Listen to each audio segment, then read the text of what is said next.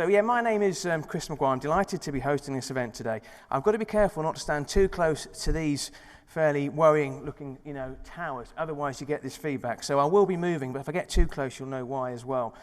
So welcome everyone to this event. I'll be hosting tonight's discussion about Expleo's Business Transformation Index UK Spotlight Report. I've got to get that in at least once, and I've got to get it in correctly as well. You've got some fantastic goodie bags, you really have, and you've got some top things in there. There's drinks, there's power packs, but there's these things as well, and these things are selling like hotcake on various websites right now. This is the report that we are talking about. I've got one copy left. It's going to go on eBay later today, and you can find everything we're going to be talking about, we're going to be discussing with a panel behind us. Now, from a distance, they do look like a 1980s pop band, but they're not. They are a stellar lineup of experts, and I'm going to introduce them now, if I may. Andy Muldoon, you just heard from him. He's a country leader for professional services, delivery, operations at Expleo Tech. You've got Xanthe Bennett, Head of Data and Business Solutions at Expleo UK. Then you've got Mary Coriano, Head of Products and Corporate Portfolio at Merlin Entertainment. She will pronounce her name much better than me. Andy Sime, Head of Ways of Working and Delivery at Volkswagen Financial Services. And last but not least, to my left here, we've got Crawford, Chief Delivery Officer at DCC. So give them a round of applause if you would.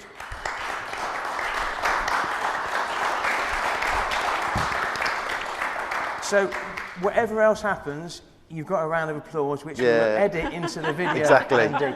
And whatever else happens, you will be the best speaker after you've spoken tonight. No question about that. So, Andy, thanks for stepping in for Steve. And as you mentioned, he's got COVID. The first question I'm going to ask is nothing to do with business transformation, but I do my research, and what I'll do during the course of the evening is I'll tell a little fact on each of the speakers as well, just to try and something to remember and by along with what they say. True or false, you used to be a professional rugby player with a mighty team called Bedford. A true story, yeah. And you were full-back, weren't you? I was, yeah. You've dug into the archives there, because that was a long time ago. So, well, people looking at you won't be surprised that it was a long time ago. But why did you turn your back on rugby? Because I was awful at it, I think, is I quickly realised that the growth spurt that I had at 16 didn't last, and I was quickly at the bottom of the rucks where I didn't want to be, as there's a good friend of mine in the crowd, Mr. Howell over there, who I played rugby with as well, who will attest to, is that I didn't like getting caught in the middle, so I found myself behind a computer screen building websites for the university, and I realised that was probably a better avenue for my growth than now's not a good time to be an England fan of rugby, so we're going to move swiftly on. What I want you to tell us what you do, what your role involves now.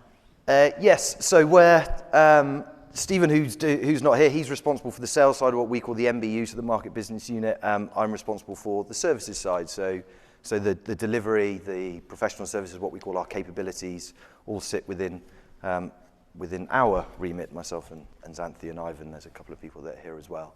And our responsibility is taking those services solutions which we pitch to you as clients and making that a reality. We spend our days trying to figure out weird and wonderful ways that we can make this better, trying to live and breathe the agile transformation that we position so very, very much with our customers. But yes, that is my responsibility. You cover lots of sectors, pretty much every sector going, and we're going to discuss some of those sectors later. Just give us an insight into the current state of business transformation across the UK. Cool. Just keep your answer wide-reaching. Keep your answer to about 60 seconds. Yeah. So I think.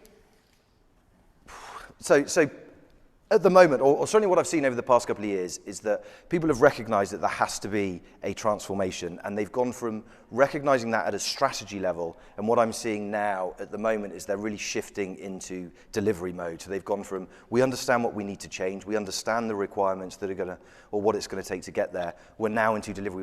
We have to execute against those strategies. That for me is probably the stage that I would say certainly the most wide-reaching that we're at the moment from a business transformation perspective. And how does that square with the Business Transformation Index UK Spotlight report? Is that being borne out by the findings of the report? I think so. I think what we definitely recognise is that there are ways of working, there are challenges that people have in their day-to-days that have just really come to the fore at the moment in everything, like I talked about at the very beginning there. So, cloud migration is the most obvious one.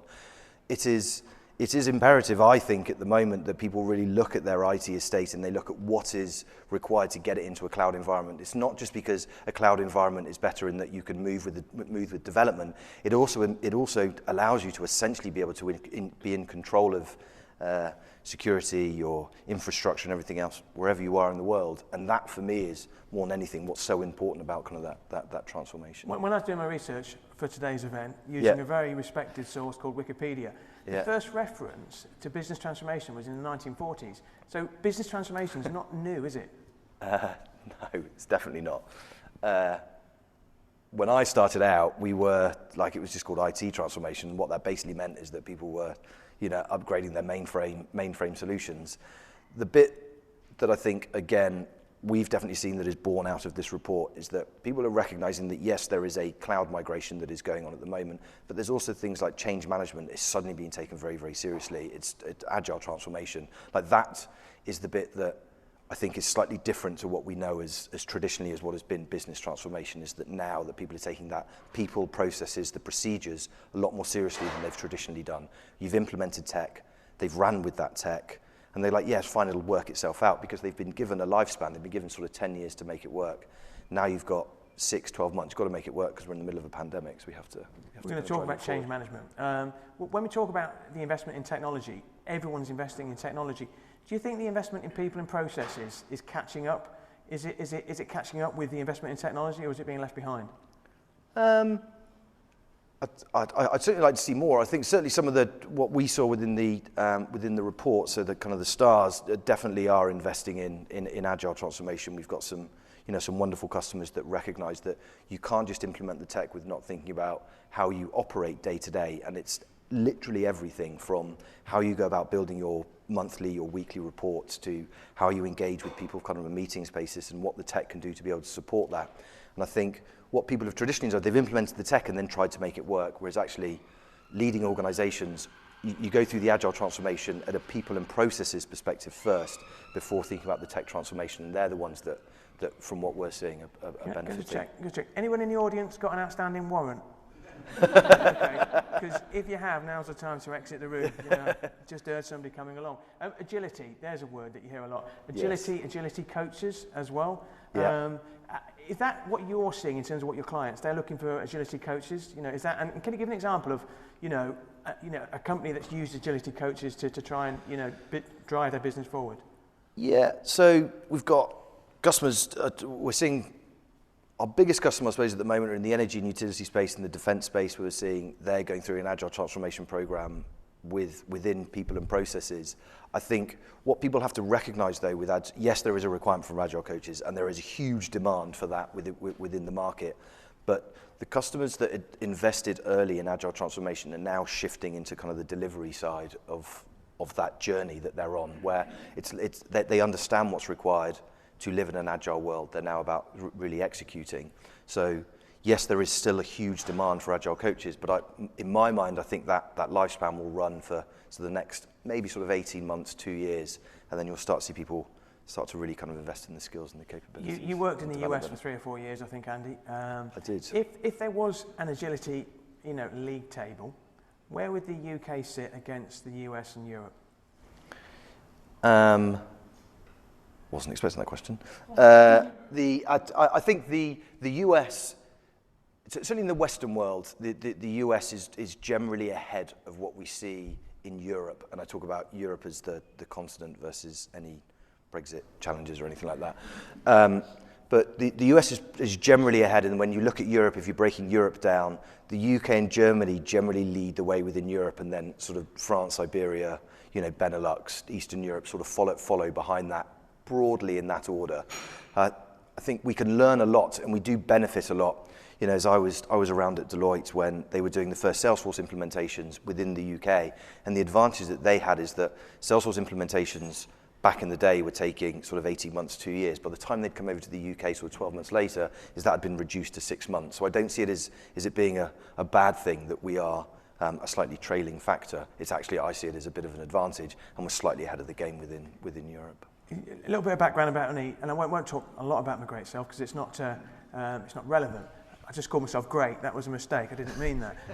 I edit 2 business websites, so I speak to businesses all the time. You know, that's what I do. And everyone's talking about, you know, work from home and the big change in the last 2 years as well. The big problem is there's a big disconnect now in the workforce, you know, because people don't feel connected with their workforce. There's now with their workplace, you know, so that's the reason why people are moving jobs really, really quickly. Now, there's a term for it now, the Great Resignation. That's what people are calling it. Is that, in your experience, is that a clear and present danger? Yes. I think more broadly, the reason that it's a challenge is that the demand for tech capabilities like development, agile coaching, DevOps, testing, and everything in between, in terms of the demand is there today, but the actual supply is probably about 9 months behind. Is the reality, is that the skills just aren't catching up. We can't create developers. There's the developers that are there, that are in the market, are being utilised, but there's a new requirement that's sitting on top, and that's the challenge. So the reason that we are seeing a lot of movement in the market is because those developers that do exist, whilst we continue to train the other developers, are essentially getting poached, and they're moving from one job to another, and they're moving around a lot. And I think that's something that we are going to see as a little bit of a frustration for the next 3 or 4 months, whilst organisations like ourselves, like Expleo, do catch up with demand. So over the next sort of 6 to 9 months, as we continue to invest in development, DevOps, and those sorts of areas, as we'll be able to catch up. But that's the challenge. Yeah, that is the face at the moment. But yes, it is at the moment. Yeah, a bit of a. We started talking about your career as a rugby player at the start. So if we swap rugby balls for crystal balls, if you look into your crystal ball, what can we see? What can we expect to see in the next year? I think, I mean, for me, continuing to see that migration from kind of on-prem to cloud, I think there is so much that you can do to be able to control and manage and invest and develop in your IT estate if people make those cloud investments.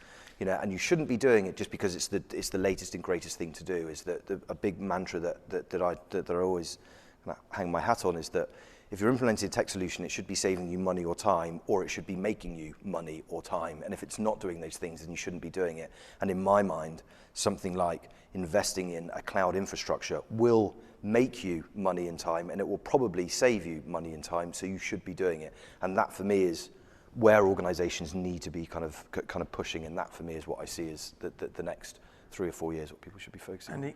Great start. You've passed the baton on. Thank you very much. Thank you very much. I'm going to come to Xanthe now. Hopefully I pronounced your name correctly. Xanthe Bennett, Head of Data and Business Solutions at Expleo. When you were at school, was your name called out first because of the B, or last because of the X? I just thought to myself, I don't know many people whose name begins with an X. I generally don't. I think you might be the only one.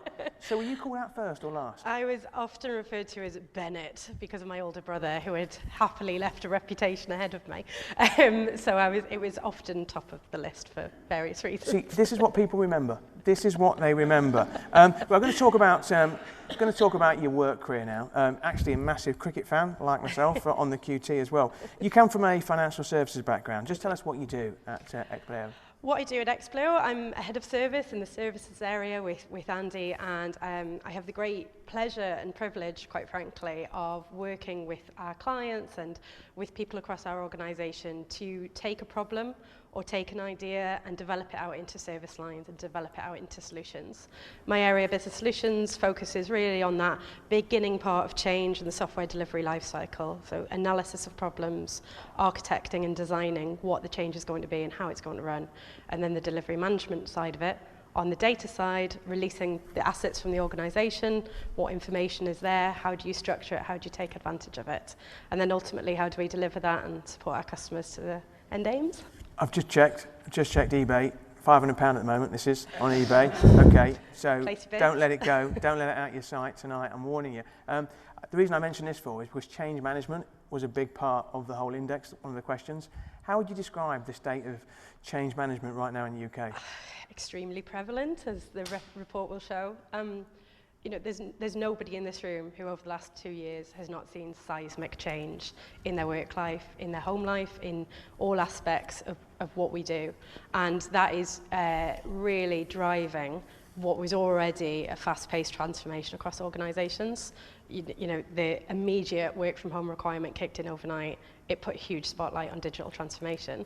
The change to how we operate and how we trade as a country, and the uncertainty coming to a head on that, changed how we operate as businesses. Changes in the world situation and how it affects our personal lives is again putting a spotlight on how we respond to that. So really, I would say the state of change is it's immediate, its pace is increasing, the demand and the expectation for change is growing, and I don't think it's going to go away. My background is business journalism. You know, so clearly I went into journalism. I'm not very clever. There's one question I'm going to ask today, which I've written down just in case I don't get it, you know, first time as well. Your job in the audience is to spot what that question is, right? Okay. We hear a lot about the waterfall model, where projects are broken down into sequential phases, with each phase depending on the success of the previous one. Do you prefer that model or a more agile model where change is broken down into smaller chunks? Breathing a huge sigh of relief now, I've got that one out of the way. I think there is room in organisations to choose an approach that best suits the capability and the need of change. I don't believe that many places subscribe to a pure one or the other in today's society. I think that the structure and the familiarity and the forward-looking confidence that waterfall traditionally can bring, combined with the ability to pivot and assess the success of change in smaller increments that Agile brings, is a fantastic combination. Yeah, is that a politically astute answer? No, it's a better answer than I could have given. That's what I will say. But actually, when you actually think about, you know, what a waterfall is, it's a perfect description for what that does. I do a lot of work in the health sector. You know, so I work with the NHS at arm's length, but I work with the NHS from time to time as well. If we're trying to pick risk-averse sectors, that would be right up there. Yeah. So how do you convince risk-averse sectors that they need to change? The clock starts now. Yeah, it's certainly a challenge. I think the majority of times that we engage with sectors and with organisations, they have recognised there is something that is causing them pain. There is something that is preventing them from progress or that they need to address. So the door is ajar towards change, regardless of how risk-averse they are. The nature of that change, the investment, the speed, the impact that it has on the people within the organisation obviously varies. Some things that we do in Expleo, we're very pleased to have objectivity and to say to people, we just want to understand what it is you're trying to achieve and how we get you there. We often introduce our clients to each other and say, don't take our word for it, talk to somebody we've done this with before and talk them through their experience, what they would have done differently, why they drove that. I think just providing confidence that that there are people to support and to advise, and that change for change's sake is not something that we support. It's about getting the most out of what it is, the problem that you need to fix. I've been working with Expleo on this event for about 2 months now, and I have to say their attention to detail, no names mentioned, Emma Sargent, is unbelievable because, you know, I've just noticed the speakers are in order. You know, you might have a bit of OCD as well, but I mean, 1, 2, 3, 4, 5. I mean, we just want to shake things up a little bit just to see what our reaction is. But integration is a big subject. So, you know, companies spend a lot of money on technology, but it's pointless if it's not integrated. Is that an issue that you're seeing? Absolutely, absolutely. There is big spend on huge products that deliver fantastic functionality. Exactly something that, as an organisation goes through a business and digital transformation, is something that is necessary. But if you don't link not just those technology elements, but the processes and the knowledge in your employees together, then it's all but wasted. There's no point in buying a Ferrari if you don't know how to drive. It will sit very nicely, very proudly outside your house, not getting you around. So the understanding of why you are making a change in your technology, in your way of operating, what else is happening in the organisation, is your counterpart making the same change in their department? Are finance and HR talking to each other about what they're doing and how they're spending? But also, how are you mapping on paper and then ultimately through your technology, how those things work together to reduce the training impact on your staff, to get the best return on investment from what is going to be a big spend, and also for future-proofing that you're not ripping that out in 2 years' time because it's not working. if it's not working, it comes back to why you put it in and how you put it in most of the time. Yeah, I've got some good news for you. I'll be moving soon to that side. So you will get a much better view. I apologise to that side because you'll be seeing my behind, or the back of me rather. Too much vivid detail there. I just want to ask you a question, if I may, about getting it right first time, because the thing with business transformation is that people are open-minded to a point as long as it works. How important is it when you go down the road of business transformation that it works first time? I mean, I think anything that falters can create a lack of confidence. I think, obviously the aim is to always get things right first time. When we work with organisations, we do our very best to really assess as much as we can up front to really get to what is it that's causing you pain, what is it that's driving this. By doing this, we can craft your solution to best fit you rather than take it off the shelf, this is what Nextdoor did. We see that with regards to people, technology change, and processes around it. With transformation of any form, there will be an element of not getting it right first time, but it's about how you track that, how you recognize that as a problem, and how you pivot and use agility to change your approach to it so that it's not a complete write-off. It's just much like my driving analogy. You won't get things first right when you're learning to drive, but you adjust it and you learn and it becomes a more automatic process. You wear more than one hat because you're so talented. You do. One of the other hats you wear is you're head of data at Expleo Group.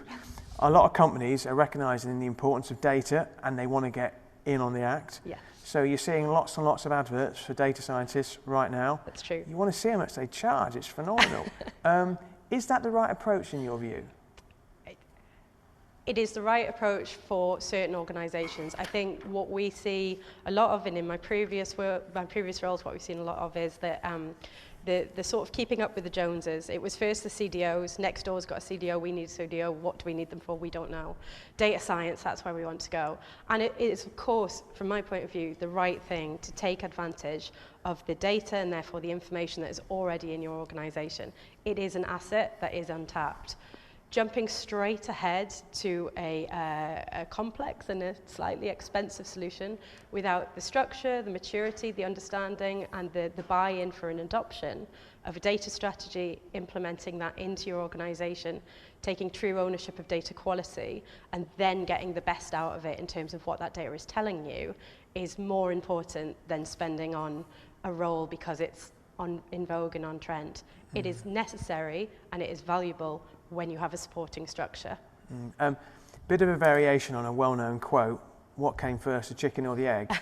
But what came first, the business transformation or the data? Data has always been in organisations, we might just not have called it that. Taking advantage of what is in your employees' minds, what your customers understand and want and are saying about you, and how you report on that and then how you take advantage of that has always been in organisations. What we call it and how advanced we are about using it is perhaps something new. I think business transformation and data transformation aren't necessarily siloed. They are necessary parts of the same change.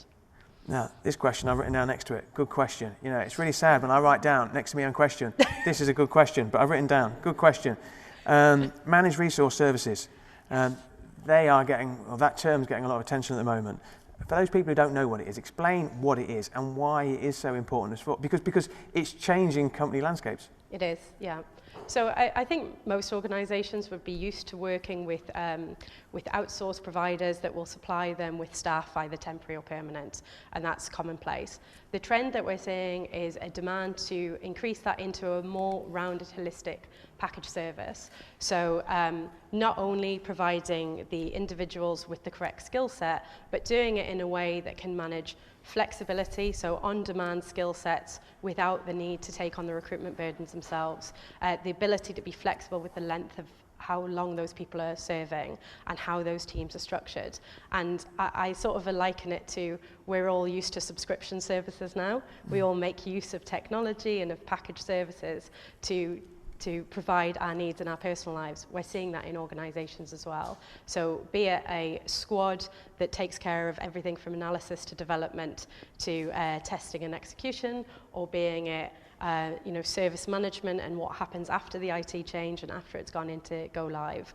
The natural drive and the confidence in organisations to work with service providers to say, you do it from start to finish, and we have it with you, and you know, we provide you our needs and you respond the next day, is something that we're seeing a huge movement in. It's a bit like Netflix, isn't it? You know, whereby you just go to Netflix and you find what you want.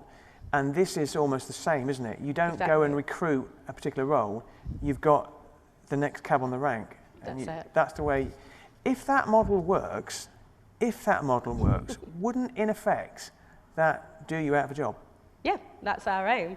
We absolutely are not in the business, or as consultants and as service providers. We have done our job when the need has been met, the organisation we're working for has adopted it and matured past it, and they're on to the next challenge. Hopefully they'll call us up with the next challenge. But it's absolutely the aim of a good consultant, of a good service provider, to do what is needed of them and leave the place better off. So absolutely, we should all be redundant. Absolutely. Well, keep your voice down. What I'm going to do, if there's no noise from that speaker, I'm going to move over here. If there is, I'll be coming back, so don't go anywhere. Okay, but thanks very much for that. It's really, really interesting. Now I'm going to come to Mary. Mary, I pronounced your surname horrendously. Coriano, is that right? Coriano. Coriano, okay. You're, as the name suggests, you're from Italy originally. You're not from Sicily, are you? No, I'm from Okay, that's okay. Southeast.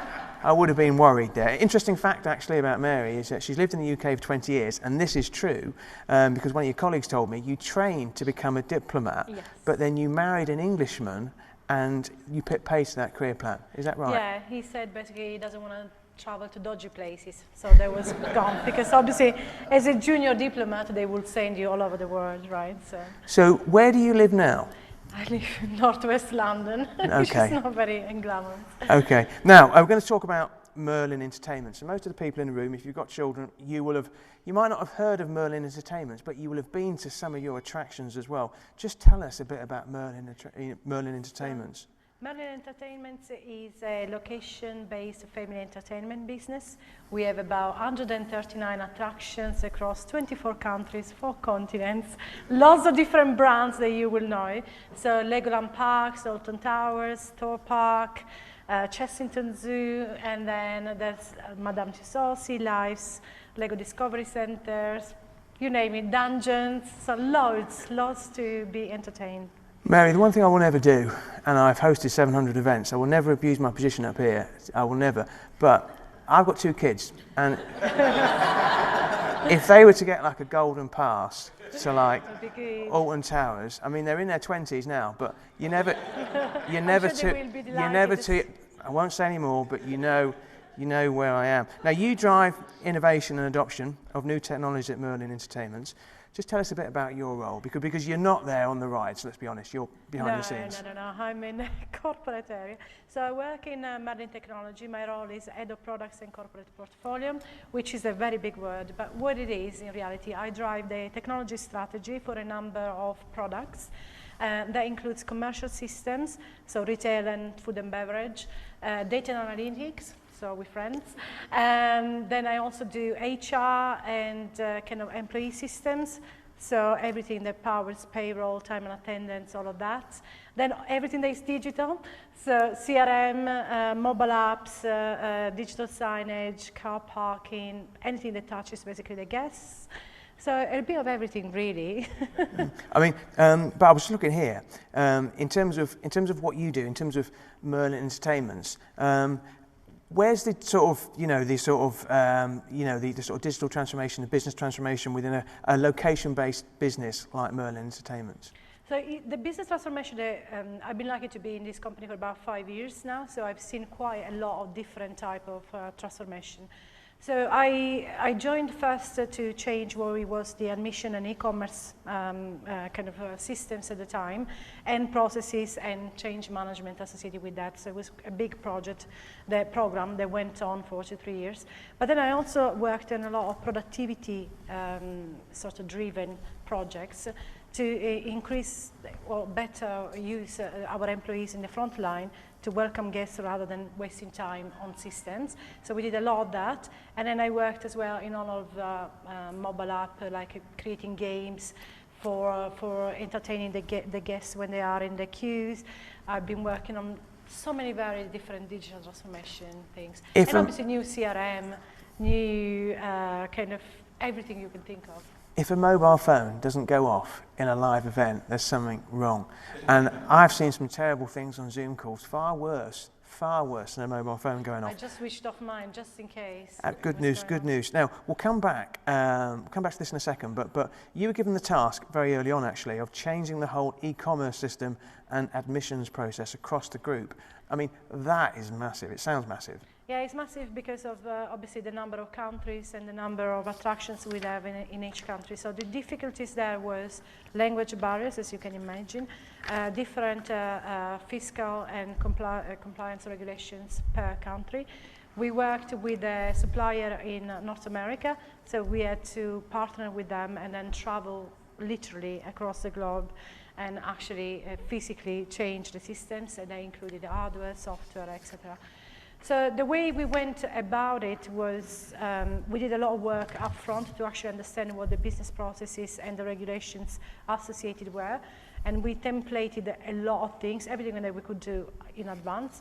And then we went in and replaced basically the point of sale systems as well as the e-commerce. And we introduced, the training, the new processes, and this thing continued for years.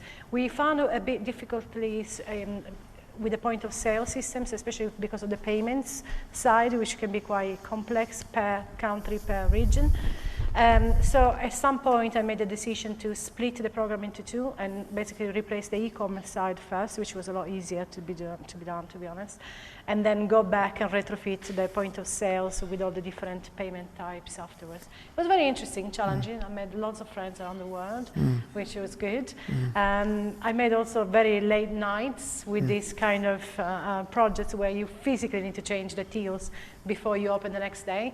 So I remember particularly in the London Eye, I think I ordered about 15 pizzas because there was 15 of us working all through the night to swap over 90 tills between London Eye and Madame Tussauds and Sea Life and everything. It was quite crazy.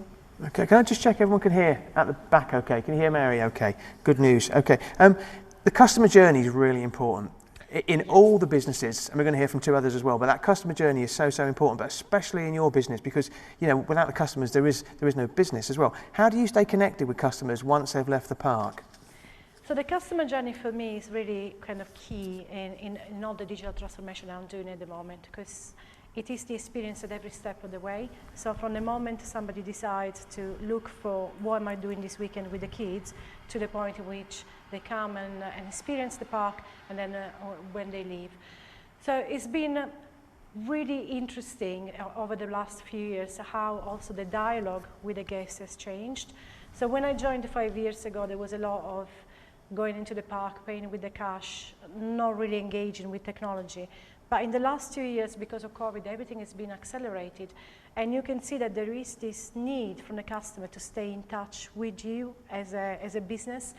So different things. So when they leave the car park in particular, we tend to give them like a survey through the mobile app to say, okay, how was your day? Was it good? If it's good, we get a good review on TripAdvisor. If it's bad, then we kind of send them the reasons for why it's bad to our guest excellence group, and then we try and kind of reward or do something for the customers to get back to us. But it's still very, very generic. But what I'm trying to do with the digital transformation side is actually connect every dots of when we have this customer interaction. Through the CRM when they leave to entice them to come back, through the mobile app to actually say, have you heard about these different offers that we do in retail, F&B, through encouraging people to pre-order their food, through staying in the hotel, through online check-in and kiosks, etc. So there's a lot going on that. So Xanthe mentioned before data, which is one of the hats that she wears. Data for your business is a currency, isn't it? It is completely. It's not at the point where I would like to see where we are with the data. So for many years, we've been using Merlin to drive management information. So see what you're doing exactly in terms of revenue and all the rest. However, in the last 2 years, because of COVID, because of productivity initiatives, we've been really lean in kind of frontline stuff. So there's been a lot of demand in the last couple of years to get real-time reporting on, okay, how many guests do we have in the park? Where are they?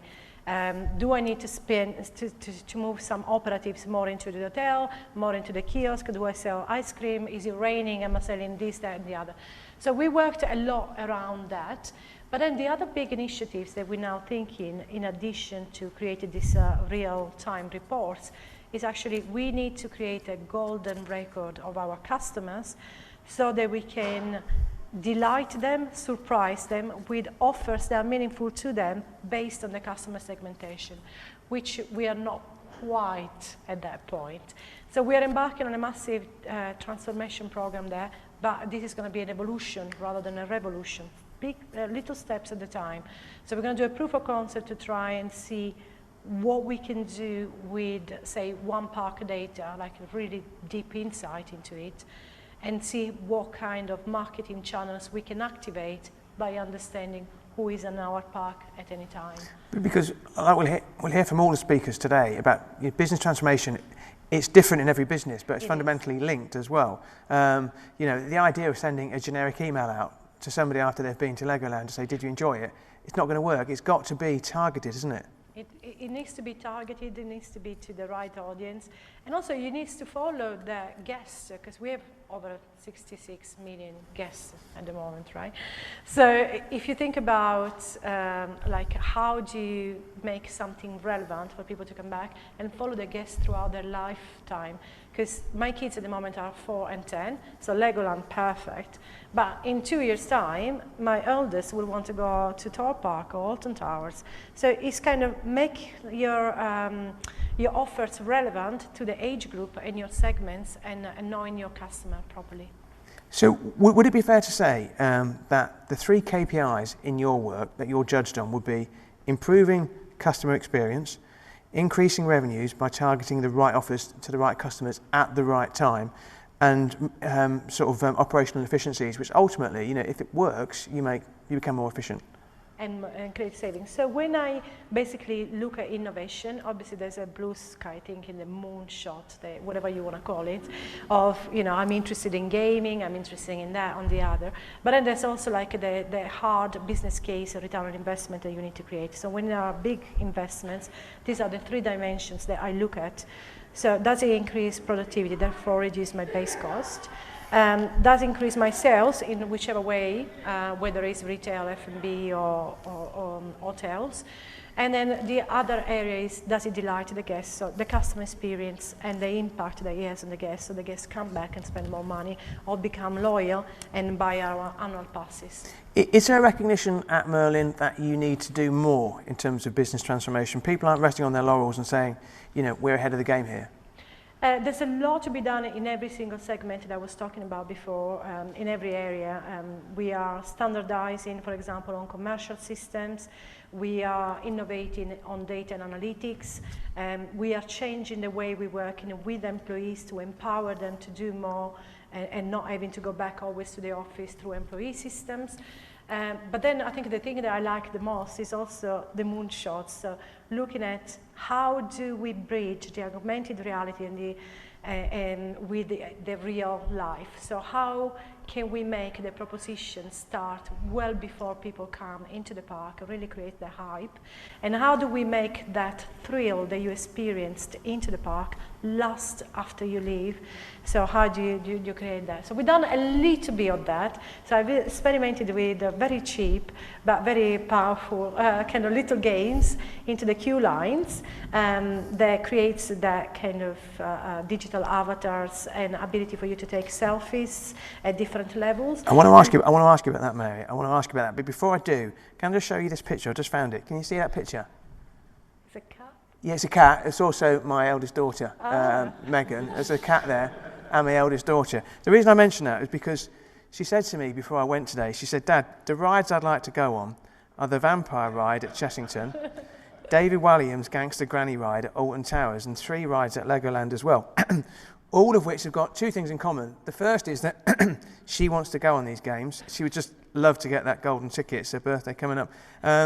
But also that those rides use gamification, which is what you touched upon there, to help the time pass quickly. Because we've all been to Disneyland and you wait 2 hours in a queue, you know. So you're using your digital transformation is making that experience better. And then you can capture that data as well. That's a tangible example of what you're doing. Exactly that. So we recognize that when actually people are in the queue, especially when you have young kids, they start to become really restless. So you need to find ways to do it. And I don't particularly, as a mother, want my kids to be on the phone when we are actually in park. But at the same time, I don't want them to start running around and creating havoc in the queue either. So what we created was little video games that you can play just by using your camera. You scan a QR codes, basically there's different levels, and then you play through that and you get like these digital certificates, which actually people go crazy, especially in the theme park, for the pop badge. So these are just electronic versions of them. Or they can then find themselves unlocking these selfie experiences, which are themed with the rides, and then you take that selfie and you can post it on social media. So it works for me and it works for them, you see? Is it that's the reason why you'd have been very good in the diplomatic service if you'd not married your husband. You'd have been very good at that job. Can I ask a question? We're talking about digital transformation, everything that you're doing as well. Is that driving the bottom line? Is it increasing revenues? So we certainly seen a decreasing cost, for example, on sort of the hotel kiosks that we did, because obviously we don't need as many frontline people when people do self-check-in. In terms of increasing revenue, we've seen that, so the basket size on F&B has increased for if you use F&B pre-order digitally, or if you use the kiosks that we have implemented into the parks as well. Because I think people are less embarrassed maybe to have 2-3 packets of fries on top of your burger if you do it yourself, rather than waiting at the counter and then, I don't know, it's all psychology, right? But we've seen the basket size basically being larger when people do digitally pre-order. Oh, I just love the way you said burger then. I loved it. It was great. Quick COVID question. Yes. How has COVID accelerated your business transformation? So before COVID, we had a lot of resistance to change when we were doing, for example, the e-commerce switchover. And we were trying to push people to really buy the tickets, for example, online, avoid all this printing, because it's not good for the environment, it's not good for the business. Why are we doing these things? And there was a lot of resistance. But actually, COVID has accelerated a lot of that transformation. Everybody at the moment is happy to pre-book, which is great, so we know exactly how many people we're going to have in the parks, and we can therefore plan for how many people we actually need to support those people. Everybody's happy to do this pre-book. Everybody wants to maintain their level of risk, if you want, towards COVID. So they want to keep the distance. They don't want to particularly go back to the old ways of ordering and doing things. So definitely massive change. Cashless, we've been much more, taking very, very little cash, very little kind of walk-ups at the parks. Everything is digital. And yeah, basket size have increased. Everybody's happy to pre-order now. Brilliant, Mary. Thank you very much for that. Thanks for your time. Andy Sime, Volkswagen Financial Services. I was trying to work out, Andy, why your eyes were gravitating towards the left-hand corner of the room. And the drinks in the middle. the drink might be one thing, but there's another reason as well, because a little known fact I found about yourself is that, Andy, you used to be a drummer in a band, and you played at a little known club in Liverpool called the Cavern Club, didn't you? Correct. Absolutely. What you don't know, we've got a video of you here. No, we haven't, but I wish we... It depends how the evening goes, but there's a drum set with your name on it at the back. Now, you work in the financial services sector, Andy. Just tell us a bit about Volkswagen Financial Services. So we're part of Volkswagen Group, as you might expect. So Volkswagen Group, global organisation, 700,000 colleagues. And within that, there's a division which is financial services. There's also VW Bank. And FS globally has 16,000 colleagues across the 700,000 in group. And in the UK, we have Volkswagen Financial Services in the cultural, multi-hot city of Milton Keynes, half an hour or so up the road from here. And yeah, our purpose ultimately is to try and help people drive our cars by offering them the best financial services and products we can offer them. And the group owns a number of different brands, and for the most part we provide those financial services and products for those brands. So obviously VW, Audi, Seat, Cupra, Lamborghini, Porsche, not Ferrari, Bennett, etc. Ducati, Bugatti, the list goes on, man, truck and bus. So it's an extensive group of well-known products, well-known brands. It's just a shame you're not based in a town or a city with lots of roundabouts, you know, because of all the cars that you're... Anybody from Milton Keynes? See, so whenever you say Milton Keynes, people laugh. You don't know the reason why, because there's nobody in the room actually from Milton Keynes as well. I mean, just to give you some sort of scale in terms of Volkswagen Financial Services, and these figures might be updated, but 1,200 people in the UK, you handle 2.8 billion in euros in the financial year 2020. So when we're talking business transformation, you are a big player. I'm back. I've not been shot, but yeah, I mean, you're a big player in the market, aren't you? Of course we are, yeah. You know, at group level, we operate a profit of 20 billion a year globally. Within financial services, we're about a quarter of that contribution to the group. And yeah, and globally we recognise we need to transform our business predominantly to meet customer needs, as cliched as that might sound, but it's incredibly true, and to stay relevant for the future. There's job titles and there's job titles. I love your job title. You do? The head of ways of working and delivery. If I was to translate that, would it be fair to say that your job is to find better ways of doing your job? Is that what you do? Doing my job? Yeah, or doing the job generally. I mean, maybe it is your job, but more generally, finding better ways of doing things. Is that what your job's all about? Yeah, I guess there's two elements to it. There's the delivery piece, and there's a couple of our colleagues here today who we work in partnership with to deliver the strategic program of change. You know, all of the programs, the projects, the products, the services, etc., that align with our strategy. The ways of working part is much more, I think, fundamentally about culture and trying to help our people, our colleagues, be the best that they can be to then deliver the strategic change portfolio that we're expected to deliver upon. I'm glad you mentioned the C word, culture, you know, because people are talking about technology. That wasn't even a joke. That was a serious question. No, I've written down good. I've written down good here, you know, and the people have laughed at it. I might try that one again, actually. So, you know, I'm glad you mentioned the C word, culture. But people talk about business transformation as if it's all about technology, but it's not, is it? And this is what's being touched upon by some of the other speakers today. You've got to get your culture right as well, and you've got to get your people and your processes right as well. Is that a big part of what you do? That's part, yeah, a fundamental part of our philosophy, no doubt. So yeah, don't get me wrong, you know, technology and transformation of that technology is incredibly important. If you haven't got the right agile technology at play, then you can't respond to customer demand, you can't respond to competitor demand, etc., etc. But for us, our philosophy is ultimately people, process, technology in that order.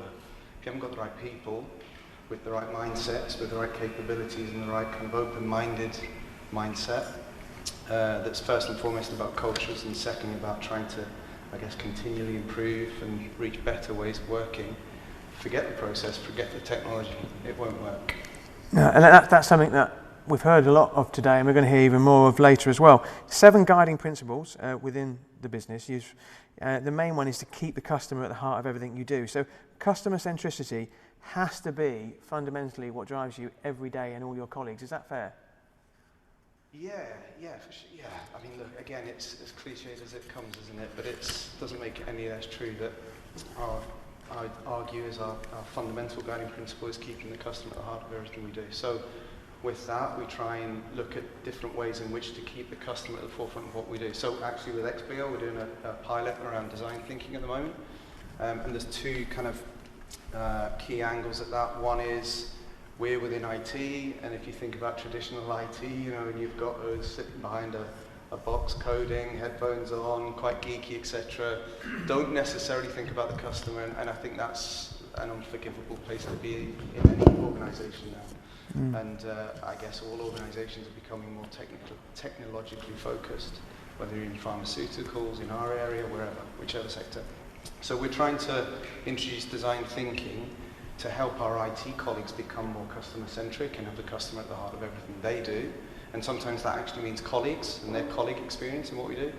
And of course, for our broader organisation to have the customer at the forefront of everything we're thinking of doing. And there's a number of cultural hacks that are at play, as well as the design thinking pilot that we're embarking on at the minute to try and be better. I'm going to hold this up for a couple of reasons. Okay, It's gone up to 1,000. it's £1,500. Yeah. That's the first one. If I can get you to sign it, I think it might go up to £2,000. I actually live up north. I live in Chorley, and we had a guy from Chorley got to the final of X Factor, and he was a big name in Chorley, and he went to a pub, no word of a lie, and they auctioned off a signed £20 note and got £15 for it. You know? So I'm thinking about signing this, but I don't want to knock us down from £1,500. The reason I'm holding this up for, there is another reason, is that you took part in Expleo's Business Transformation Index test. So they carried out a test to see where as a company you sit. In fact, all the businesses did actually. And you came back as a striver, you know, which is the middle ground. Would it be fair to say that there was a recognition back in 2020 that you had to be quicker and more agile, and that's driven a lot of what you've done in terms of service and product since? 2020 as in relation to the pandemic, I guess? You started it pre-COVID though, didn't you? This wasn't driven by COVID, this was pre-COVID. Yeah. So I guess the pandemic reiterated the need for us to embark on that digital transformation, but we recognised that I'd say probably a couple of years before that, 2018. 2019 certainly is when we really put it into play. So we were getting feedback from key stakeholders, whether that was Volkswagen Group, our HQ colleagues in Germany, from Group UK, the brands themselves that I mentioned earlier, even our customers and internal colleagues, to say you're not quick enough, you're not doing things at the right level of quality as well to give the right products and services. So we started to look at other organizations and how they did change. Some big, some small, even some startups that were literally two blokes in a bedsit, you know, with a laptop, because you can learn a lot from those people as well as organizations at a similar size and scale, and realized we could try something differently. So we went boldly, like the BTI report says in the foreword, and kicked off the product focus change that we deliver today. So we kicked off with two product teams, one around electric vehicles, another one looking at our self-service customer portal. Long story short, 2-3 years on from there, we've got 20 plus long-lived teams that focus on running a particular product or service, but equally looking to change that based on customer and colleague feedback on a fortnightly release basis. That was unheard of previously. You know, it used to be quarterly releases. And as we all know, the world's in a different place nowadays, and you have to respond yesterday rather than just once a quarter with the changes you're looking to implement. Deep question. Is business transformation, is it a destination or is it a journey? It's a journey, man. Yeah. Isn't it? See, your rocking days have just come back. Yeah, exactly. It's the drum kit. But it has to be. I think, again, back to our philosophy, we'll talk about, well, there is that phrase, best practice. Actually, in my mind, it's better practices, because there is no end to it. You know, you're always looking to continuously improve. You're always looking to be better. You're looking for the competition to push you even further. You know, we've got the Cinches, the Carwows, the Motorways, all of those pure players now where, you know, the millennial generation, the Gen Zs and what have you, are very, very accomplished with their mobile phones, like my children are, sat on their butts, on the sofa, and within, I don't know, half an hour they purchased a vehicle, and within 5 days it's delivered to their driveway. So as a consequence of customer feedback, customer demand, competition, we have to continually think about how we can be better to stay ahead of the competition or get to where the competition is and remain relevant for the customers now and in the future. You mentioned Cinch and Carwow. I mean, Cinch, of course, are the sponsors of the England cricket team. You'll know that because you're a huge cricket fan as well. But when we talk about digital transformation and the pace of digital transformation, how much of it is being accelerated, pardon the pun, by these disruptors like the Cinches of the world who are coming into the market? They've not got the legacy issues that some other companies have got, and they're disruptors. How much of that is driving business transformation? For us, it's important. Of course it is. Competition's very important, right? It needs to exist so everybody gets better. But fundamentally, without sounding like a stuck record, it's back ultimately to what our customers need and our colleague experience needs to be. And that's what drives our business transformation within VW, rather than what the competition are doing. I have a reputation for a couple of things. One is terrible jokes, and I think I'm true to my word on that. I think you'll agree. But I also do quite a lot of research as well. And one thing I haven't been aware of until I did some research is that as a company you've got this mantra, which is there's no such thing as a bad idea.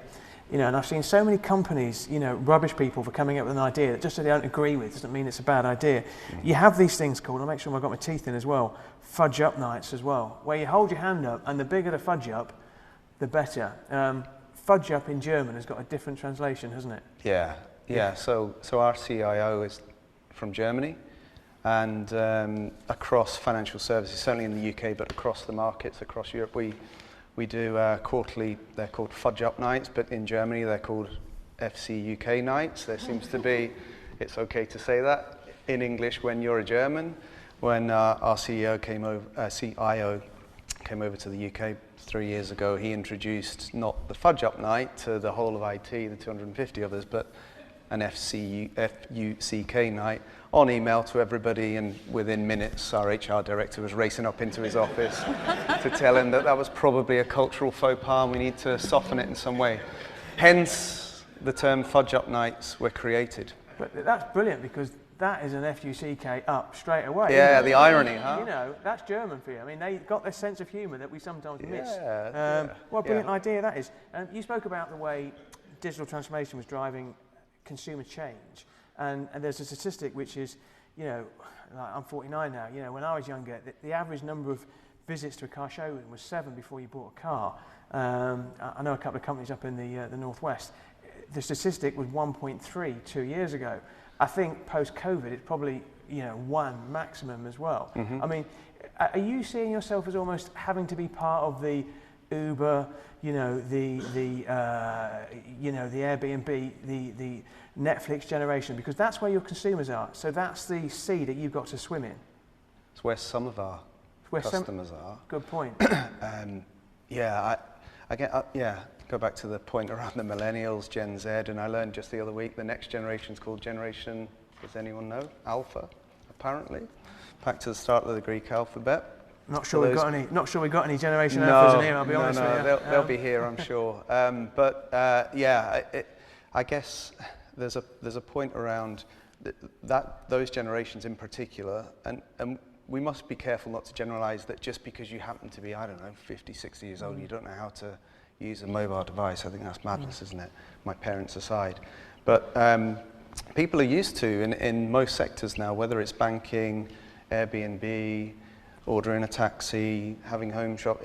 Again, I mentioned it earlier, you sit on your butt and you're on your phone. So we need to look at how we best provide digital products and services for our customers. And again, the competition are already out there doing it without needing to have any bricks and mortar sites whatsoever. You mentioned the dealer. I think the dealer network, we've probably all had experiences in the dealer network which are either good or bad, or, you know, and sometimes the reputation precedes them. There's no doubt the dealers will play a slightly different role in the future in the industry. They know that, we know that, other organisations know that as well. But that's not to say they still won't play their part. It's just I believe that customers and their behaviour will drive a much more digital experience, which means that, as I say, the dealers will end up playing a slightly different part in the journey. But I thought you just made a brilliant point there, which is that you can't treat every customer the same, because, you know, a 20-something, and don't generalise and think a 20-something knows more about tech than a 50-something and vice versa. You know, it's about creating an offer that caters for all the customers. But Andy, absolutely brilliant. Thank you very much for that. I'm going to come to our final speaker. I'm going to try it again from this side. I think I should be okay, but if not, you can't see Andy. I apologise, Andy, but, you know, if we get any complaints, I will move again. Our final speaker, Crawford, Chief Delivery Officer at DCC. Interesting fact about Ro, in a former life, used to be an air traffic controller. That's very true. Absolutely. Well, you'll see these questions coming then, won't you? See, I just set them up, you know. So before we talk about your career at DCC, let's talk about what happened before, because you used to work at British Gas for 17 years, most recently as a portfolio governance director, and you played a key role in making savings of £300 million. Just tell us what you did there. Yeah, so I was the portfolio governance director at British Gas. That was my last job, and my responsibility and accountability was to run the portfolio for the energy and services businesses, both the consumer and the B2B businesses. And that was all about setting up the standards, managing the portfolio, reporting against it. The portfolio at the time was all efficiency-led. So it's about building the consumer journeys on a digital website, digitising the experience, as well as giving digital enhancements and artificial intelligence to the field forces to drive efficiencies through a number of different programmes of activities. We consolidated all of our back office operations to reduce complexity, drive simplicity, and of course, hence my latest role, I was responsible for driving the smart energy and the smart metering capabilities for British Gas. Well, I looked at DCC's website, and it describes itself as connecting Britain to a smarter energy network. So in simple terms, just tell us what you do. So what does DCC do? So we actually run the biggest data network in Britain at the moment. We have currently got 20 million devices connected to our network, passing messages through the network from the smart meters, through the comms hubs, up to a data service provider and then back again. There's currently 20 million devices. At peak, there'll be 35 million plus devices, which covers 98% of the UK in terms of coverage. We are operating a resilient and 99.999% service for our customers. And in simple terms, would it be fair to say that your job is to make that process, that huge process, as efficient as possible? That's a very, very simplistic way of looking at my role, absolutely. Yeah. But my job is to deliver a whole series of programmes that enable the capability, enable resilience, make sure that we are one step ahead of cyber attacks through our security capabilities, making sure that our network is constantly available for our customers, making sure that we're delivering value for money for our customers. It's not cheap, and our customers are the industry and every consumer that pays an energy bill. So we are very conscious of that value for money element. That report there, just at your feet, you know, that Business Transformation Index, which is well worth a read, £2,500 right now, Andy. You know, you might have to put that Ferrari on hold if you don't buy that fairly soon. But you very kindly, Ro, took part in that index, and DCC came up as a starter. Despite everything that you're doing, you know, moving towards a striver, did that surprise you? No, it didn't surprise us. It certainly didn't surprise me. At the end of the day, we're a monopoly. So growth revenue is not one of our KPIs. That's not what we're there to do. We are to provide a service for the industry in terms of we are digitising an analogue industry, let's be honest, and we're using telco technology to do that, which is a bit fire and ice on some days. You know, it's really quite a complex ecosystem that we've created through radio networks, cellular networks, data services, and the energy industry is where we're working on behalf of them to bring a whole load of new capability and benefits into the energy industry. So we're a start-up, we're a monopoly, we're not here to make a profit, and we've only been really alive for 7 years. And actually, in 4 years, we've more than trebled in size. So we've grown at a huge rate. There's been a number of teething problems from have we got resilient processes? Have we got the right policies and controls in place? And I think we've had to learn as we've gone on, building big, complex technology solutions. But we are really starting to deliver good quality transformation programs. Actually, faster and more resilient switching is the program that's going live in July, which we've been working with Expleo with in terms of insurance capability, and that has been on time, on budget, and really great quality solutions. So we're getting there. The interesting thing is, though, is that you can have the ambition and the will to transform your business, but the reality is that some of the infrastructure that you rely on, the existing infrastructure, it could be a bit obsolete. We talk about 5G, but a lot of the available cellular activity still in the UK is 2G and 3G as well. Yeah. So presumably the smart meter initiative, could that wither on the vine without like 4G comms hubs, which I know you're working on at the moment? Yeah, so it's a really good point, Chris. So we're you know, the smart ecosystem is currently running on 2G and 3G capability. 2G has been announced as going obsolete, I think, as early as 2026 and 27. 3G, we have got contracts in place that should see us through to 2033. Now, we're in 2022, comms have an asset life of 15 years. We're installing assets now that won't see their end of life. So that's a problem for us. And we are building, as you say, 4G capability, which won't go live until 2024, 2025. So we have a problem. So we are looking at a number of innovation solutions to try and overcome that.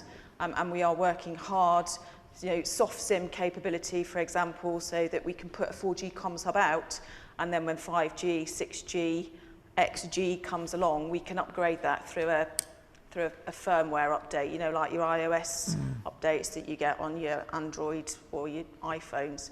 So in the future, we will be able to do that. So we're constantly having to future-proof our technology and our capabilities to hopefully to drive value for money and save customer money in the future, particularly in an energy industry that is particularly struggling at the moment. Well, I was going to say, it's a challenge anyway, and you are making a huge difference and you're growing like Topsy, but you're in a sector which everyone's talking about energy at the moment. So is that having a knock-on effect? It is a constant challenge for us, and you know, there's no secret, isn't there? The energy industry is in pretty much a crisis at the moment, and energy prices are going through the roof, and the Ukraine crisis isn't helping that in any way, shape or form. So we have to be really, really conscious in making sure that every pound we spent is a pound well spent, and that we are very conscious that we are spending, every single person in this room who pays an energy bill, we're spending your money. And you know, what we need to be really careful of is that we're getting value for money out of every single pound, and that we are driving only those things that are mandatory and will deliver good value and good benefits for the industry. We're not innovating for the sake of innovating. We don't have any pet projects that somebody just likes the sound of in a corner. We are very, very conscious that we're delivering mandated programs. And all of our scope comes from either Ofgem or from the government. There is very little that we are doing just off our own bat. Just got about 3 or 4 more questions, and then I'm going to open it up to questions from the audience. If you have a question, you know, don't regret the rest of your life not asking it, because you're not going to get these 5 people together again. DCC are investing a lot of resource into new technologies, including robots and automation. We're hearing a lot about that at the moment, to carry out some of the testing which is being carried out as we speak by engineers. When might the robots be launched, and what is the key driver behind that initiative? Because we hear a lot about the skills gap. A lot of the work of the robots and the automation is to do some of the menial jobs, you know, so the engineers are focused more on the skills side of the business. Is that fair? Yeah, so we've got the biggest smart metering test lab in Europe, and it's based in Manchester. And we are building, we have a proof of concept already where we're building automation and robotics into those test labs. We're doing that for a number of reasons. Skills is one of those, but actually testing can be automated. Through the robots, we can run it 24/7, so we don't need human intervention for that. So we're getting efficiencies through reducing the test cycles, increasing the amount of testing that we're doing, and getting automated results, so there's no question of what the results are telling us. And then we can turn it around a lot quicker. Now, you know, there is always going to be the need for human and manual intervention on any of these things, but actually the automation and the robotics certainly drive considerable efficiencies from cost perspective as well as time perspective. So hopefully by the end of this year / early next year, we'll have fully automated our labs and therefore be driving significant millions of pounds of benefits back into industry. And so that's one way of tackling the skills gap as well, isn't it? Yes. Yeah. A quick question, actually. Does the term business as usual still exist? No. You know, I think Andy said it. I said it earlier. It's a bit like, what is business as usual? I mean, I go back to my early career days, and everybody used to say, what does business as usual, you know, when we've delivered this, what does business as usual look like? Well, transformation never ends, and continuous improvement never stops, and you know, technology is evolving at such a rate that business as usual is change. It's constant change. Andy, how much do you reckon? I'm going to mention that report now. How much do you reckon it's on? I'm guessing it's over 3 now. Over 3, yeah, 3.5, yeah. That report, which is yours for free, found that 76% of respondents believe their business will not survive without digital transformation. Ro, would that be true of your business? Yeah, I mean, we are digital transformation. That is why we exist. You know, I go back to we are arguably digitising the last analogue service in the UK. You know, the energy industry is a long way behind banking, telco, you know, car industry, you know, all the industries. So we are dragging it into the 21st century, and it's a tall order. It's very, very complex. A final question before we open it up to the audience questions, and there'll be some good ones, I can just tell. Following on from that, would it be fair to say that digital transformation will stand or fall based on whether your people embrace it? Our people are our biggest asset. Certainly in DCC, that's, you know, it's not about whether our people embrace it. You know, it's whether the country embraces it and how the utility industry embraces it. And I think they haven't got an awful lot of choice. You know, smart metering is a government mandate. It is there to drive efficiencies. It's there to deliver benefits. Just through the 20 million devices that we've currently got on our network, we are saving 500,000 tonnes of carbon emissions every year. So we are definitely delivering and driving that net zero ambition that government has, and we intend to do more of that. So I don't think the country or customers necessarily have a choice. It's how we then engage with those customers and bring them on to and give them the insights into the benefits that we can deliver as part of not just digitising through smart metering, but all of the future innovations that we can get off the back of that, which includes electric vehicle charging and, you know, a whole host of other benefits. And the only thing separating the panel of 5 from a drink, canopies and some music at the end are these questions. Right. Who's got any questions that they want to ask? It'd be nice to get, okay, gentleman in the second row. Have you got a loud voice or do you want a microphone, sir? You look like that. Okay, far away. My name's Trevor Hutchings and I work for a company called Gemserv, which I'm sure the DCC will know very well. My question was around the panel's view on some of the risks with business transformation to, you know, wider societal issues, you know, things like unscrupulous use of people's personal data, you know, are data protection regulations keeping up with that? So the question is around the risks, and is the regulatory landscape keeping up? Well, who wants to go with that one? We all know GDPR rolled out a few years ago, and there's still work to do to take full advantage of what GDPR does to protect us all as consumers. I think with regards to regulation, something we saw during COVID actually was a very rapid approval and implementation of regulation in financial services that allowed people, it was called the breathing space regulation, and it literally allowed people breathing space on their credit agreements without going into a default situation. Hugely having to be driven by understanding how to access, capture, understand data across products, across accounts, across people. The interesting point of that kind of case study is regulation was responsive and approved at enormous pace, which isn't usually the case. It was implemented through huge drive of technology and rapid change. I think that's reset our approach, or it can reset our approach to how we use regulation for the better, how it's brought in more rapidly, and how it can pivot and be more agile to the changing needs. All organisations can do better in not just how they use their data and exploit it to help their businesses, but in how they see it as a very important asset to the people that they're getting it from. So while I don't think regulation often goes far enough, I think the responsibility of an organisation to treat things responsibly has to be inbuilt within the culture and in the approach to how they do things. Does anybody else on the panel want to answer that question? Because it won't be relevant to everybody, and it's going to be hard to follow that.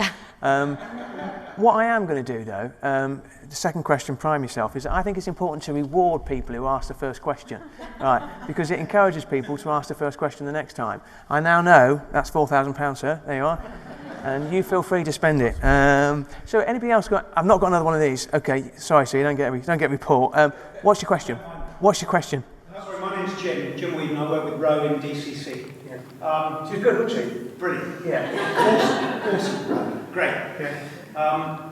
What do you think, Emma? Yeah, she did. Yeah, good. Yeah, thank you very much indeed. Very brave people standing up there, or sitting up there and telling us about your experiences. They're all different.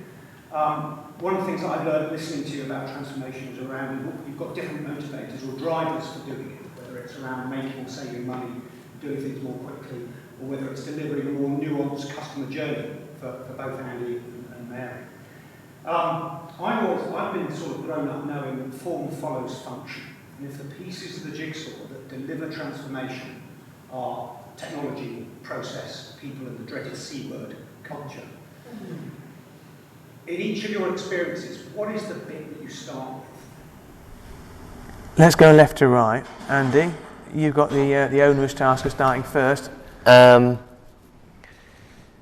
think I'd agree with one of Andy's comments, was that I think it does start with the people. There is a hearts and minds piece that you have to get right, and that comes from people and culture. So you should be going through that stage, and certainly how we were approaching our own agile transformation. We're going through a merger between Expleo Engineering and Expleo Technology, which for a long time have been two disparate organisations under the same group, and bringing those two together. Of course, there is a transformation that we have to go through internally, and I think last year, as we made a few mistakes of thinking that there was a technology and a processes piece that needed to be done. It wasn't. It was a culture and a people piece that we needed to get right first, and that's certainly what we've recognised going into 2022 and the difference that we're seeing amongst that. So that's how I would take it. People of a certain age will remember Family Fortunes, and if somebody said the same as what the previous person has said, there'd be this big buzzer that would be sounding. Goes across. So if you said people, I would sound the buzzer, but it feels unfair to say you can't say it. But what's the starting block? I think like anything, if you assume you know what you need to fix without really taking the time to understand it and assess it and take in the information, then you risk taking the wrong route, but you also miss an opportunity to understand it. I'm with Andy, we've seen it ourselves and we've seen it in our clients. If you don't engage with your people and address what their experience is, then whatever changes you make to the process will likely be a little bit wrong or a little bit misinformed, and then ultimately the technology that you implement to support those processes and be executed by those people will all fall apart. So the Venn diagram of the three has to be carefully done and managed to get the best return on whatever the changes that you're making. I'm not going to sound my buzzer because that was different enough from Andy's. But Mary, pressure's on you. Rowan, could be huge pressure on you at the end. I mean, what's the starting point for you, Mary? I think we've seen it a little bit differently just for the type of industry that we are here. So I think there is a different expectation from our guests and our customers as to what is expected. So because of the lockdown, because of the Netflix, the delivery rules and all this word, people expect that immediate service. So I think that there is a cultural, but like extended cultural drive for transformation. And then the other big driver for us is continuous improvement. And so it is a little bit processes, unfortunately. But the fact that we need to contain the costs, because if you think about when we went in the first lockdown, 140 attractions, all closed, no business, no transaction whatsoever for many months. So there was a lot of driver about continuous improvement and reducing the bottom line costs as well. So a little bit different. No, I would agree, but if I was Andy, I'd be nervous. I would be nervous. Andy, what's your answer? Only got a very dry mouth. Yeah, absolutely. Yeah. I've got water, don't worry about that. I've got water. What's your answer? It can't be what they've said. No, it won't be. So I've got a different C word, context. So I think if I give you an example, when we embarked on our journey, we deliberately didn't call it a digital transformation or a big agile. We've steered way clear of any of that to give it a label and just kind of done it bit by bit, experimented and moved on. But one of the first lessons which we look back on as a bit of a failure was not setting enough context with all of the people involved in change on a day-to-day basis. So we're the ones bringing change to everybody else, and there's this assumption that because you live with and breathe change every day, you'll be fine when change happens to you, and it couldn't be further from the truth. So as we started to go on this supposed sexy product team journey with Scrum Masters, product owners, etc., our traditional waterfall project managers felt really aggrieved by that. you know, and wondered what the hell was going on. Am I going to lose my job? Waterfall is dead. Long live Agile, etc., which is nonsense. But we really, you know, disengaged that particular group because they weren't given the context and weren't given the bigger picture around why it mattered and why they were still important to the organization. It's not to say that projects in a waterfall fashion or whatever are dead. It's just that actually we might be doing less of those in the future and looking at a more, dare I say, agile way of doing things. And coupled with that, if I may, is the whole, it's a well-coined phrase at the moment, but psychological safety as well, you know, really important, very, very in tune with the context. So people feel safer when you do things like the fudge up nights that we talked about earlier, and the senior leaders lead from the front in that regard. But you mustn't ever forget context, and that's a lesson I try and continue to remember and often fail with. So, as an air traffic controller, okay, you know, dealing with the ex-air traffic controller, you're used to being in the firing line. So being the last one of this to come up with an answer that they've not come up with is easy for you. What would your answer be? Well, I think it's, you know, Jim knows my answer to this anyway, because we talked about this a lot. And for me, there's another C word that's missing out of all of this, because it seems to be the theme of the night, but I'm going to go with communication. And I think communication across all of those things is really important. You know, people, I said it earlier, are our biggest asset, but people with the right attitude are absolutely imperative. But if you have just people and you haven't thought of the process, you end up in the Wild West and you get loads of people trying to do the right thing but stepping on everybody's toes. So you need the process to support them. You need then the discipline of adhering to that process, and therefore you need the controls in place. So, you know, I don't think there is a perfect answer. I think, you know, you have what, you know, culture's incredibly important, but culture's created by how do we communicate, how do we operate, how do we lead, what, you know, and that's about attitude and the people that we recruit, and it goes across the whole organisation. So I think, you know, it's a trifecta. You can't have one. You need them all. And if, you know, where do you start? You have to have considerations across the piece, and you have to really, you know, context is important, but you have to communicate that, and you have to tell people the why and what you want them to be doing and how you want them to be doing it in order to achieve, you know, the outcomes that you're looking for. It's so important. I'll tell you what, this family would clean up on Family Fortunes, wouldn't they? Have we probably got time for one more question? And if we've got to, okay, absolutely, you good self. I'll try and keep it quick. How loud is your voice? I can go loud. Go on, throw it. Hi, so I'm Lindsay, so I head up transformation in AXA Partners, so working in financial services. And it's been really interesting tonight hearing the different sectors and a few key things that are in common.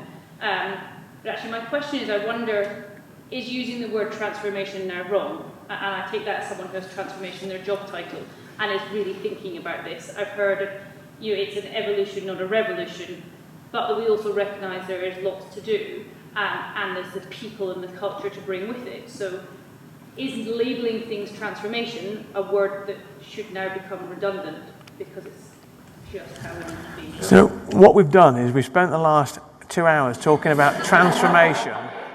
I've got all these questions, and the final question is, why did we bother? You know, should we get rid of the word transformation? Okay. I'll start with that if you like. I think there's definitely something in it. Transformation suggests it's going to be this big, horrible, you know, almost existential thing, and actually that scares people. So I'll go back to the psychological safety comment. And actually, yeah, there's definitely something in that. And we talked again about agile and being, the whole point of that, I think, is looking at whether it's waterfall, agile, whatever, product, whatever. It's ultimately about trying to deliver the right product at the right time to the customer, isn't it? And so that to me suggests the good old experimentation, MVP approach, et cetera, and going bit by bit and gradually along the way continuously improving and finding out what works, what doesn't, and learning from that most crucially. So yeah, transformation I think is such a big word. Maybe we should reconsider, but not until next year's report is produced. No, I think that's a really good point though, because you know, you hear a phrase, and when it's first heard, you think that's amazing. You know, Northern Powerhouse. You know, I live up in the north. Amazing, but then nothing's happened. And now you mentioned Northern Powerhouse, it's seen as a swear word. Levelling up's right up there now. You know, levelling up from what? Transformation. There's a political point there that I'm not trying to make, but transformation, should we change the word transformation? Do we need to get rid of everyone's business cards and put new names on there? Are you wedded to the idea, Mary, of losing the word transformation? I try not to use it exactly for the same reason, because what Andy said, it scares people. And also, I think gone are the days where people up front will give you like millions of pounds to embark in this transformation. People want to see value for money as you go through the project. So my approach is definitely being MVP, POC, whatever you want to call them, and then build and bring people with me through the change. So I think continuous improvement is the new buzzword that is kind of replacing the transformation, because under that banner you can basically do quite a lot of things. And certainly in my business, that's what's happening at the moment.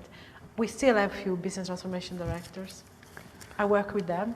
But I haven't changed my title to business transformation director.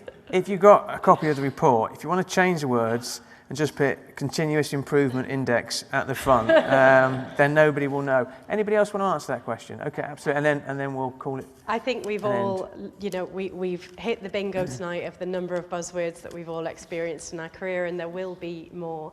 I think the reason that word transformation or the culture around it has been so prevalent is there's a recognition that it touches many things. It is not just a change, as we said at the beginning of the evening, to an IT department that doles out the laptops. It's also not just a change to internal processes that don't then touch how customers interact with us or how things are done.